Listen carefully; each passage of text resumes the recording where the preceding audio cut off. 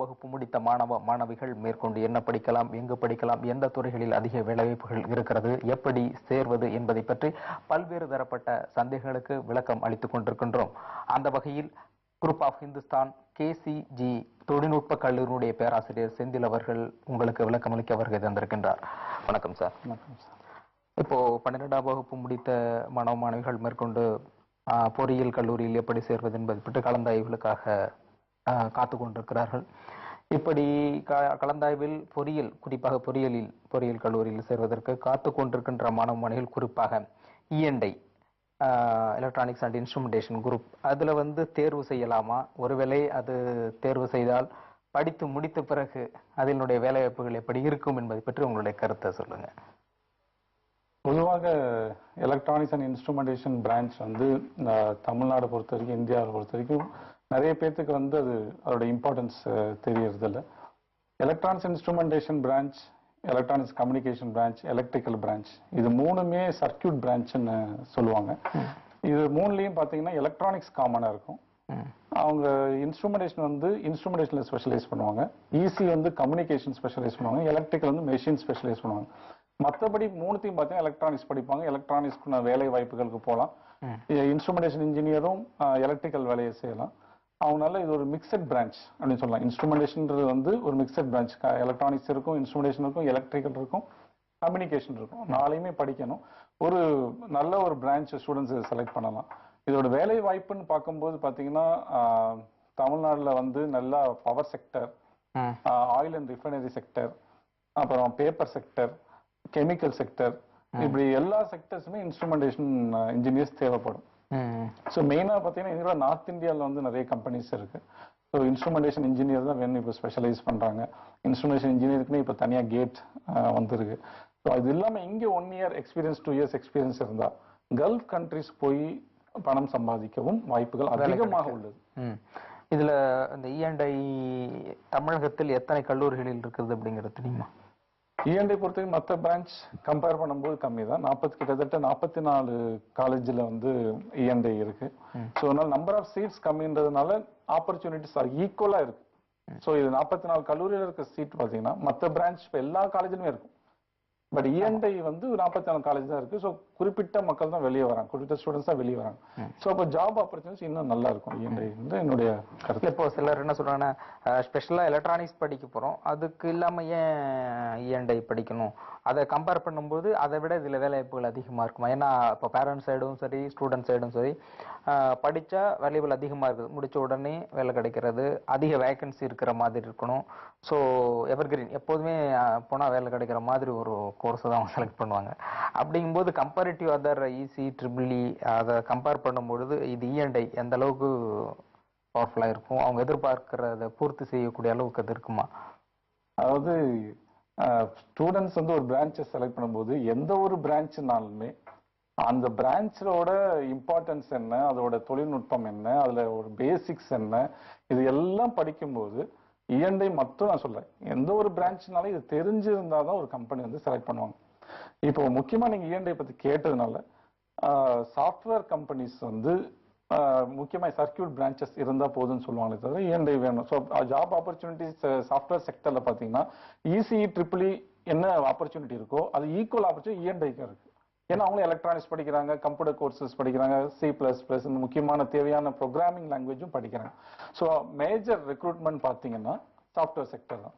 So E&I கண்டிப்பா software செக்டர்ல eligible.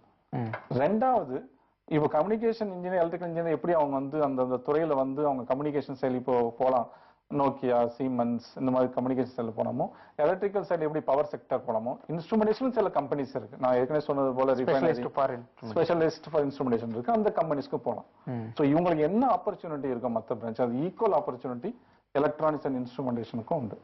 இப்போ நீங்க இதுல பவர் செக்டர், ஆயில், பேப்பர் இந்த மாதிரி செக்டர்ஸ்க்குலாம் வேலை இருக்குன்னு சொல்றீங்க. அதை பாக்குறதுக்கு முன்னாடி இப்போ அட்மிஷனுக்காக போகின்ற பொழுது எதை பேஸ் பண்ணி போகணும், நடைமுறை அண்ணா யூனிவர்சிட்டி கவுன்சிலிங் போகும்பொழுது பேரண்ட்ஸ் பின்பற்றக்கூடிய அந்த வழிமுறைகளை பற்றியும், எப்படி கோர்ஸ் செலக்ட் பண்ணணும் அப்படிங்கிற அடிப்படை அந்த விஷயத்தை பத்தி சொல்லுங்க.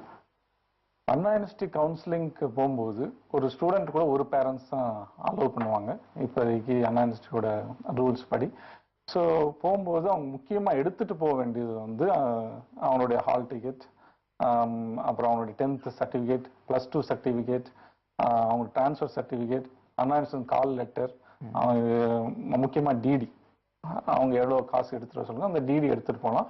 இப்போ ஒரு ப்ரொவிஷன் அங்கேயே போய் எடுக்கிறதுக்கும் ஒரு ப்ரொவிஷன்ஸ் கொடுத்துருக்காங்க, அதையும் யூஸ் பண்ணிக்கலாம். பட் ஏற்கனவே எடுத்துட்டு போயிட்டா அங்க போய் இன்னைக்கு நிலவரப்படி என்னென்ன காலேஜஸ் இருக்கு, என்னென்ன காலேஜ் ரேங்கிங்ல இருக்கு அப்படின்னு பார்க்க ஈஸியா இருக்கும். அதை செலக்ட் பண்றதுல அவங்க கான்சென்ட்ரேஷன் இருக்கும், டிடி எடுக்கிறதுக்கு பதிலாக. அங்க போன பிறகு அங்கே ஒரு பிரீஃபிங் செஷன் அவங்களுக்கு இருக்கும். ஸோ ஃபர்ஸ்ட் வந்து டிடி எடுக்கிறது பிரீஃபிங் செஷன் இருக்கும். பிரீஃபிங் செஷன்ல அவங்க பிரீஃப் பண்ணுவாங்க, எப்படி போய் உட்காரணும், என்ன சர்டிஃபிகேட் எந்தெந்த ஆர்டர்ல எடுத்துட்டு வரணும், அவங்க வெரிஃபை பண்றது ஈஸியா இருக்கும். அதை பிரீஃப் பண்ணுவாங்க. அப்புறம் அவங்க வந்து அங்கேயே ஸ்கிரீன் இருக்கும், அங்கேயே என்னென்ன காலேஜ்ல எவ்வளவு சீட் இருக்கு, எந்தெந்த கேட்டகரியில் என்ன சீட் இருக்குன்னு அவங்களுக்கு தெரியும். அவங்க டேர்ன் வரும்போது உள்ள போகும்போது கண்டிப்பா ஒரு காலேஜ மனசுல வச்சிடலாம ஒரு 3-4 காலேஜ் அவங்க லிஸ்ட்ல வச்சிருந்தா, ஏன்னா அவங்க கிட்ட போகும்போது கூட அந்த சீட்டு முடியறதுக்கு ஒரு வாய்ப்பு இருக்கு. ஸோ அந்த மாதிரி இருக்கும்போது அவங்க கிட்ட போய் அவங்க அந்த சிஸ்டம் முன்னாடி அந்த கம்ப்யூட்டர் டெர்மினல் உட்காரும் போது அவங்க 4 சாய்ஸ் கொடுத்தாங்கன்னா அங்க அவங்களுக்கு ஒரு ஈஸியா அங்க கன்ஃபியூஷன் இல்லாம நல்லபடியா முடியும். ஸோ இதெல்லாம் அவங்க பின்பற்றும் போது அந்த கவுன்சிலிங் ஒரு நல்ல விதமா முடியும். சரி, இப்போ ஏற்கனவே இன்ஜினியரிங் காலேஜஸ் இருக்கிறத 80,000 சீட்டு வேகன்சியாவே இருந்திருக்கு. அது இல்லாம இப்போ ஒரு 7 கல்லூரி புதிதாக வந்திருக்கு. ஸோ இதெல்லாம் பார்க்கும்போது இன்ஜினியரிங் காலேஜ் ஸ்டூடெண்ட்ஸ் சேர்ந்து அதுக்கப்புறம் முடிச்சுட்டு வரும்போது வேலைவாய்ப்புகள் எப்படி இருக்கும், இன்னும் புதிய கல்லூரிகள் வருவது தேவையா அவசியமா, அப்போ கல்லூரி எந்த கல்லூரி நாம் தேர்வு செய்ய வேண்டும் அப்படிங்கறத பத்தி உங்களுடைய கருத்தை சொல்லுங்க. நீங்க சொன்ன மாதிரி முன்னாடியே 80,000 சீட் வேக்கண்டா இருக்கு. இருந்தாலும் இப்ப புதிய கல்லூரிகளுக்கு பர்மிஷன் கொடுக்குறாங்க வருது. அதாவது சில பேர் வந்து கேட்பாங்க, ஏன் புது காலேஜ் தரணும், ஏற்கனவே 80,000 சீட் இருக்குன்னு. அதான் ஏஐசிடி டைரக்டர் பேசும்போது அவர் சொன்னாரு, இப்போ ஒரு கம்பெனி இருக்கு, டிவிஎஸ் கம்பெனி இருக்கு, வேற கம்பெனிஸ் இருக்கு, ஒவ்வொரு ப்ராடக்ட் செலக்ட் பண்றாங்க. ஒரு ப்ராடக்ட் பண்றாங்க, ஆட்டோமொபைல் நிறைய கம்பெனி இருக்கு. அதுக்காண்டி புது ஆட்டோமொபைல் கம்பெனி வர விடாம பண்ணுவாங்களா? இல்ல. யாரு நல்ல ஆட்டோமொபைல் பண்றாங்களோ அவங்க மார்க்கெட்ல இருப்பாங்க, இல்லாதவங்க தானாவே க்ளோஸ் பண்ணிடுவாங்க. அதனால புது காலேஜ் திறக்கிறத பத்தி புதுசா ஓபன் பண்றவங்க தான் பயப்படுமே தவிர ஏற்கனவே இருக்கிறவங்க இல்ல இல்லையா. ஏற்கனவே நல்லா பண்ணிருந்து நல்லா பண்ணா கண்டிப்பா ஸ்டூடெண்ட்ஸ் வர போறாங்க. சோ அதனால புது காலேஜ் வர்றதை பத்தி நம்ம ஒன்னும் அப்போ ஏற்கனவே இருந்த கல்லூரி எப்படி இருக்கு, அது சரியாக நிர்வாகம் சரியில்லை, மாணவர்களை சரியாக பயிற்றுவிக்கலைன்னா அதுல கான்சன்ட்ரேட் பண்ணலாம் இல்லையா. அப்போ ஆட்டோமேட்டிக்கா ஒருத்தவங்க சரியில்லைன்னா அவங்களே போகணும் அப்படிங்கறது நிர்வாகம் எதிர்பார்க்கறாங்களா?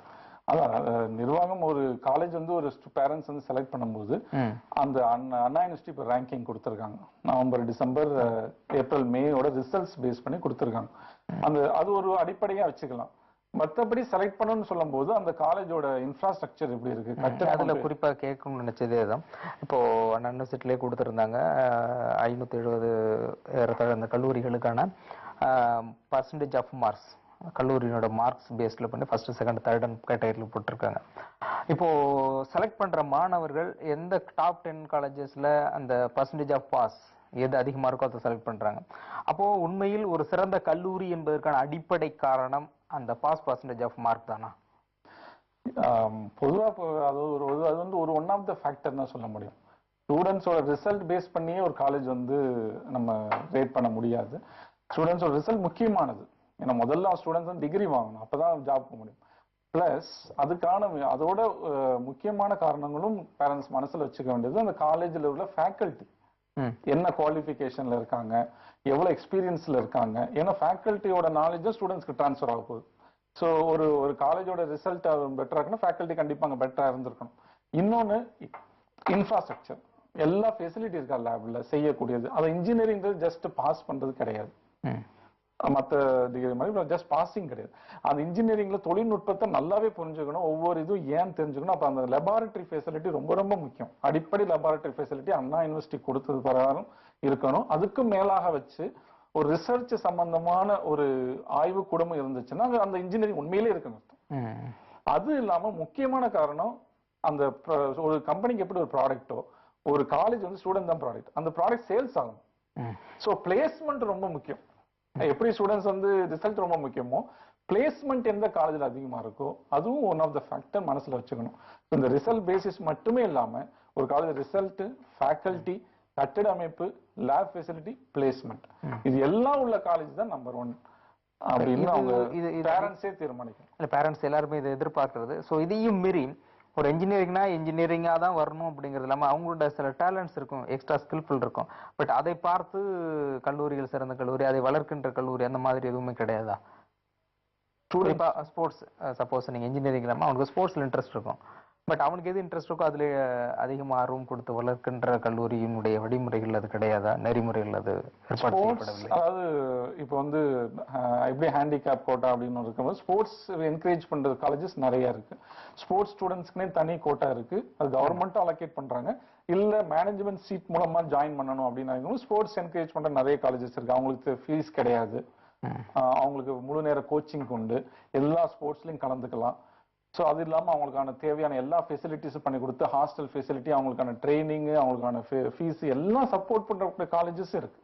ஸோ ஸ்போர்ட்ஸ் மூலமா தான் எனக்கு ஸ்போர்ட்ஸ் ரொம்ப பிடிக்கும், இன்ஜினியரிங் வேணும் பேரலா ஸ்போர்ட்ஸ் அந்த மாதிரி காலேஜஸ் அவங்க செலக்ட் பண்ணலாம். அதுக்கு அந்த காலேஜை விசிட் பண்ணலாம். அந்த காலேஜ்ல இருந்து படிச்சு முடித்த மாணவர்களை கேட்டா இந்த காலேஜ் வந்து ஸ்போர்ட்ஸ் என்கரேஜ் பண்றாங்களா, எந்தெந்த ஸ்போர்ட்ஸை கான்சென்ட்ரேட் பண்றாங்க. இல்ல இப்போ ஒரு ஸ்போர்ட்ஸ் வந்து டெவலப் பண்ற காலேஜ்னா ஸ்டூடெண்ட்ஸ் கேட்டுதான் தெரிஞ்சுக்கணுமா? இல்ல அது வந்து நேச்சுரலாவே இந்த தமிழ்நாடு இன்டர் இன்ஜினியரிங் ஸ்போர்ட்ஸ்னு ஒன்று கண்டக்ட் பண்ணுவாங்க. வெப்சைட்ல இருக்கும். எந்தெந்த காலேஜ் பார்ட்டிசிபேட் பண்ணிருக்காங்க, யாரு ட்ராஃபி வின் பண்ணிருக்காங்க. ஸோ நம்பர் 1, நம்பர் 2, நம்பர் 3 ரொம்ப கான்சென்ட்ரேட் பண்ணிருக்காங்க. அதுக்குன்னு கோச் வச்சிருக்காங்க. அதுக்குன்னு ஸ்டூடெண்ட்ஸ் அட்ராக்ட் பண்ணிருக்காங்க எந்தெந்த துறையில இருந்து நம்ம புரியும். ஸோ தமிழ்நாடு இன்டர் இன்ஜினியரிங் ஸ்போர்ட்ஸ்ல எந்தெந்த காலேஜ் பார்ட்டிசிபேட் பண்ணோம் அத்தனை காலேஜுமே ஸ்போர்ட்ஸ் வந்து என்கரேஜ் பண்றாங்கன்னு அர்த்தம். அதுல இப்போ இஎன்ஐ எலக்ட்ரானிக் இன்ஸ்ட்ருமெண்டேஷன்ல பவர் செக்டருக்கான வேலைவாய்ப்புகள் இருக்கிறதா சொல்லியிருக்கிறீங்க. அது எந்த அளவிற்கான வேலைவாய்ப்புகள் இருக்கும், எத்தனை பேருக்கான வேலைவாய்ப்புகளை இது கொடுக்க முடியுங்கிறத பத்தி உங்களோட கருத்து? ஸோ இன்னைக்கு பார்த்தீங்கன்னா எனர்ஜி தான் ரொம்ப கிரைசிஸ். அதனால India concentrating on energy. So நம்ம எனர்ஜி செக்டர்ஸ், எனர்ஜி ப்ராப்ளம் நிறைய வரும்போது இன்ஸ்ட்ருமெண்டேஷன் இன்ஜினியரோட ரோல் என்னன்னு பார்த்தீங்கன்னா எல்லா பிளான்ட்லையுமே ஒரு பிளான்ட்னு பார்த்தீங்கன்னா டெம்பரேச்சர், ப்ரெஷர், ஃப்ளோ, லெவல் எல்லாத்தையும் பேராமீட்டரை மானிட்டர் பண்ணுவாங்க. அந்த பேராமீட்டர் மானிட்டர் பண்ணும்போது அதுக்கான சென்சர், அதுக்கான வால்வ்ஸ், அதை கண்ட்ரோல் பண்ற வால்வ்ஸ் இதெல்லாம் இன்ஸ்ட்ருமெண்டேஷன் இன்ஜினியர் பார்ப்பாங்க. அதுவும் இல்லாம முக்கியமான ஹார்ட், ஒரு பிளான்ட்டோட ஹார்ட்னு பார்த்தீங்கன்னா அது வந்து கண்ட்ரோல் ரூம். இந்த கண்ட்ரோல் ரூம்ல இருந்தா எல்லா கமாண்டும் வந்து இந்த பிளான்ட்ஸ்க்கு போகும். ஸோ அதை ஆப்ரேட் பண்ணி என்ன கமாண்ட் கொடுத்தா இன்னைக்கு சப்போஸ் இன்னைக்கு வந்து 2000 மெகாவாட் பீக் ஹவர்ல வேணும் அப்படின்னா எவ்வளவு கோல் போகணும், எவ்வளவு ஃபியூயல் போகணும் அப்படின்னு டிசைட் பண்றது கண்ட்ரோல் ரூம்ல இருந்து இன்ஸ்ட்ருமெண்டேஷன் இன்ஜினியர் தான். ஸோ அந்த கண்ட்ரோல் ரூம்ல பாத்தீங்கன்னா ஒரு கிட்டத்தட்ட 10 பேர் இருப்பாங்க. அந்த வால்வ்ஸ், சென்சர் மெயின்டைன் பண்றதுக்கு ஒரு 20. அது எப்படி தொழில்நுட்பம் என்பதை பற்றி தொடர்ந்து பேசலாம். ஒரு சிறிய விளம்பர இடைவேளைக்கு பிறகு. நேர்களே, இலக்கு நிகழ்ச்சி ஒரு சிறிய விளம்பர இடைவேளைக்கு பிறகு தொடரும்.